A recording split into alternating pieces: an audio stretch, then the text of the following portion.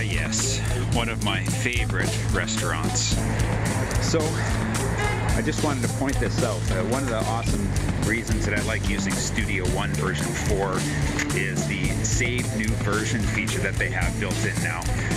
It makes it just way easier than, clicking File and Save As and then renaming your project and reopening and closing projects. This way, you hit Save New Version and it keeps the session open. And what it does is it allows you to keep using that session.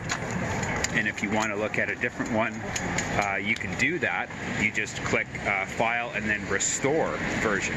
So it makes it really easy. This is one of the awesome things of Studio One version 4. And it's got this new thing that's called Save New Version, Restore Version. Now you could do, before they released that, you would do like a Save As and you would rename the file and save it in the same folder or whatever, and then you'd have to go back and reopen that, and it would close your current session and reopen a whole new session. But this feature, if I bring it up here for you, there we go. So this feature, you just click on File, Control-Shift-Alt-S if you wanted to do that, or just Save New Version. Okay, and give it a name. Let's call this one Recording, if I could spell properly, Recording E-Drums. Okay, and save current state as an alternate version and continue working on this version. Cool, right?